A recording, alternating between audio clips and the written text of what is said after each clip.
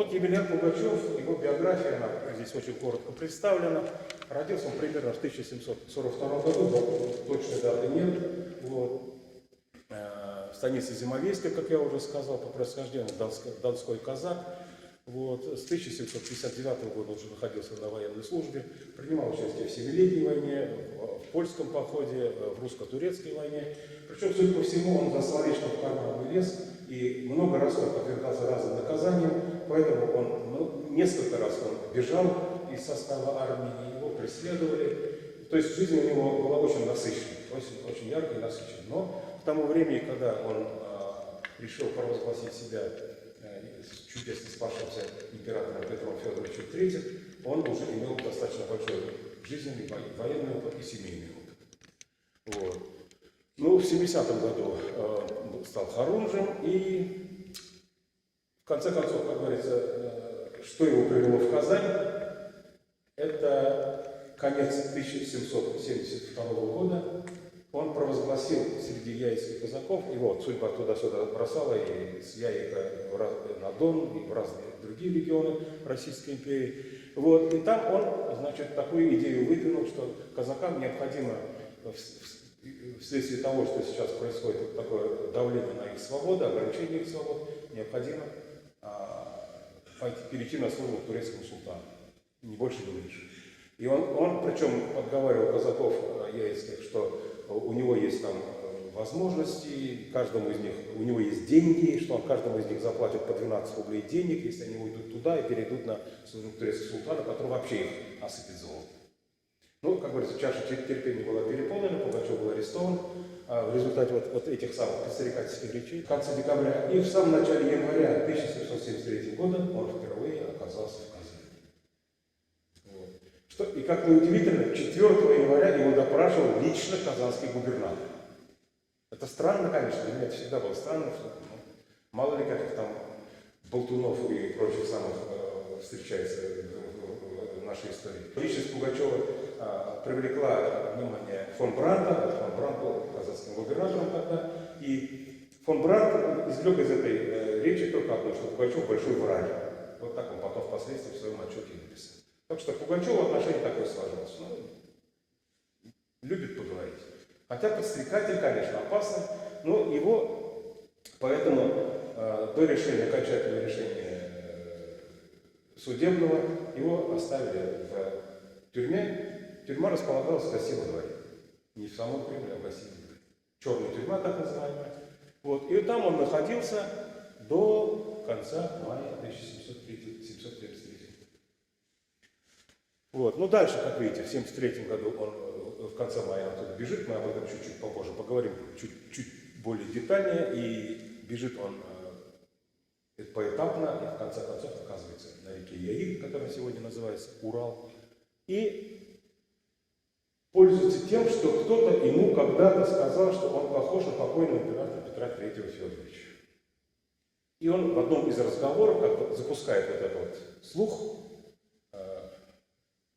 среди яицких казаков, среди верхушки яицких казаков, что он и есть этот самый спасшийся от козни своей жены Екатерины император Петр III Федорович. Понимаете? Вообще, этот удивительный феномен самозванства русской истории, это удивительно любопытная тема, согласитесь. Наверняка слышали, что в русской истории было очень много самозванцев. И уже Дмитрий, сразу вспомните, да, первый его убили, нет, он, оказывается, спас и этот раз, да, и там, и Степан Разин, кстати говоря, тоже был самозваным, но он, правда, не захотел каких-то там слишком больших титулов иметь и объявил себя каким-то воеводой и так далее. Это не совсем, так скажем, высокий уровень. А вот Пугачев добрался до самой верхушки, он провозгласил себя чудесно спасшимся императором Петром Федоровичем. Это риск, это, согласитесь, тоже показывает уровень его характера. Это своего рода авантюрность, своего рода смелость, своего рода решительность. Он же понимал, что, к чему это может привести. Он прекрасно вообще все понимал, я так думаю. Вот. И вот в 1973 году, в сентябре месяце, уже фактически с одобрения верхушки яицких казаков, и он провозглашает свой первый манифест от имени чудесно спасшегося императора Петра III. Мне всегда было интересно, а верили ли ему яицкие казаки? Тоже не глупые люди, тоже опытные. И вдруг вроде какой-то мужик им объявляет, что он император. Ну, вдруг здесь, наверное, вспоминается классическая фраза «а вдруг?», понимаете? «А вдруг?» Прокатит, да, что называется, как сейчас современные мятежники. Поэтому вполне вероятно, что яицкие казаки, атаманы яицких казаков, старшины яицких казаков, ну просто сказали, ну давай попробуем, посмотрим. Ведь в конце концов самого Пугачева те же старшины, те же близкие его друзья и выдали потом в конце августа 1774 года. И вот 1773-74 год, это, так скажем, пик его жизненной карьеры, пик его биографии, это период, когда он вождь крестьянского восстания, крестьянской войны, он император Петр Федорович. Наконец, в самом конце августа, в начале сентября 1974 года его арестовывают, его выдают его ближайшие соратники, проходит потом следствие в Сибирске, в Москве, допросы. Кстати говоря, его конвоируют, вы знаете, наверное, эту историю, что его лично конвоировал наш знаменитый военачальник Александр Васильевич Суворов. Вот. И он был очень внимательным конвоиром, он следил за то, чтобы никакой возможности убежать не было. Вот. И в конце концов, 10 января по старому стилю 1775 года он был обезглавлен в Москве. Вот это, если говорить коротко о биографии Емельяна Пугачева. Вот теперь Пугачев в Казани. Посмотрим, да, вот, так сказать, два пребывания в Казани Пугачева. Да? Одно пребывание практически полгода, одно пребывание несколько дней. Но каких дней? Первый раз, как я уже сказал, он был арестован в декабре и в начале января прибыл в Казань, его допрашивал личный губернатор Брандт. И у всех практически сложилось впечатление, что Пугачев человек, в принципе, большой фантазер. Не слишком опасный, не слишком потенциально, так скажем, вспыльчивый и так далее. То есть он умел, как я уже сказал, показать себя таким достаточно спокойным, управляемым, послушным человеком. И в конце концов ему даже было разрешено, как и некоторым другим мирным арестантам, собирать милостыню на улице города Казани. В сопровождении конвоиров, конечно. Вот. И он собирал их, обычно арестантов, некоторых отвозили на работу в район Арского поля. Вот он, так сказать, изучал город во время этих походов, изучал топографию города. Возможно, для того, чтобы, так сказать, оставить это все в памяти. Да? Вот. Причем он в тюрьме себя выдавал за старообрядца. И опять-таки это показатель его хитрости. И он знал, что в Казани довольно большое количество старообрядцев проживает. И он, поэтому, мне кажется, и на это рассчитывал, что он, видимо, находил контакты во время своих походов по городу. Ему подавали, он собирал деньги на пропитание для себя, для других арестантов. И завел некоторые знакомства среди казанских старообрядцев, которые, в конце концов, помогли ему бежать. Вот.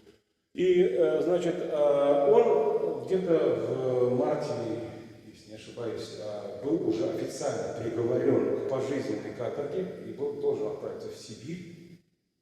Вот. Ну, пока все это раскручивалось, эта бюрократическая машина, пока, значит, это решение в Казань пришло, это пришло решение только в начале июня в Казань, чтобы его отправить в ссылку. Оказалось, что его уже в тюрьме нет. 29 мая он из тюрьмы благополучно сбежал. Причем он, опять-таки, благодаря своей внутренней хитрости и смерти, договорился с кем-то из конвоиров, договорился с старообрядцами, и во время одного из их очередных выходов в город он просто сбежал. Есть разные варианты. Есть вариант того, что он сразу сбежал из города далеко через Каму, уже сразу на какой-то кибитке, повозке и так далее. Другой вариант, мне кажется, более правдоподобным, он некоторое время скрывался в Суховной Слободе у старообрядцев.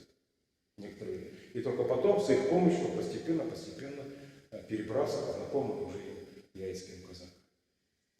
Вот. Так что вот это первое его пребывание в Казани, оно оказалось для него, с точки зрения, скажем, будущего развития событий, познавательным. Он познакомился с Казанью, понял, где, что и как, и какие люди здесь проживают. Причем здесь любопытный эпизод, который потом всплывет во время его второго пребывания в Казани, уже во время военных сражений, военных баталий. Он здесь запомнил доброту лютеранского священника, который подал ему милостыню, когда он ходил по улицам города, побирался, лютеранский священник подал ему денег, видимо, запоминающую сумму, может быть, еще что-то ему напутственное сказал, добрые слова, Пугачев это запомнил. И это, кстати, потом спасло, в конце концов, этому священнику жизнь спасло во время штурма войсками Пугачева города Казань. И, наконец, второй раз это наиболее драматичные, наиболее яркие события периода христианской войны под предводительством Пугачева. Второй раз Пугачев оказывается в Казани в середине июля 1774 года. Как развивались события? Пугачев провозглашает себя императором, и к нему потихоньку начинают подтягиваться люди, силы. Его первый отряд – это примерно 2500 человек. С этим отрядом он идет к Оренбургу, осаждает Оренбург. Оренбургский губернатор Рейнсдорф его не признает, естественно, там идет сопротивление. Но Пугачев у Оренбурга задерживается. Это, кстати, считается его стратегической ошибкой. Осада Оренбурга там продолжалась достаточно долго. Но в конце концов он эту ошибку осознает и продолжает дальше движение на север. Он идет в сторону Уфы, он идет на территорию современного Башкортостана. Его поддерживают башкиры, его поддерживают работники различных металлургических и военных предприятий, работники заводов, так называемых. Значит, один из его сподвижников идет на Уфу, а Пугачев сам продолжает движение через северный Башкортостан. Маршрут его идет. Я, к сожалению, никаких карт не нашел, поэтому я сейчас не могу это продемонстрировать, поэтому я только на словах это вам представляю. То есть, скажем, там и правительственные войска тоже имели определенные проблемы. Там один из предводителей, один из руководителей правительственных войск, генерал-аншеф Бибиков, он скончался во время этих событий. Там он, конечно, прошелся по этим крепостям Приуралья и Поволжья, захватил многие крепости. Его поддерживали, его войско росло, в конце концов достигло примерно 25 тысяч человек. Представляете, достаточно приличная цифра. Вот. И в конце концов Пугачев весной 1774 года, оказывается, постепенно входит на территорию современного Татарстана. Он захватывает такие большие крепости, как Оса, Кунгур, Мензелинск, Мамадыш, и здесь уже Новошишминск, Заинск на территории Татарстана. И продолжает движение. Вот он тогда принимает решение идти на Казань, объявляет, что ему навстречу идет его сын из Москвы на поддержку его. Конечно, это была большая игра. И причем везде он активно использует пропаганду, письменную пропаганду. Манифесты – это вообще потрясающий источник. Это такой высокопарный стиль, такой квази, такой псевдо такой монархический. Понимаете, он такой, были у него все-таки помощники, сам-то он был безграмотный. Причем даже хитрость его, я уж немножко перебегаю иногда с сюжетом. Даже хитрость его, представьте, в чем. Пугачев, как только начал это выступление свое, Екатерина везде разослала такие вещи, что Пугачев, это не Петр Федорович, это беглый казак Емелька Пугачев. Конечно, все знали, кто он изначально. Но он беглый казак, он каторжник, у него на лбу выжжено 3 буквы «вор», значит, на щеках на лбу. А Пугачев выходит перед людьми и говорит, а у меня никаких букв нет, она врет и так далее. То есть он даже вот такие ошибки использовал в свою пользу, понимаете. Все это было достаточно продумано. Так вот, значит, Пугачев идет, значит, со стороны востока Татарстана, идет на Казань по Прикамью. Практически его везде встречает сопротивление, но, и, естественно, у него достаточно много сторонников. Много к нему народу приходит.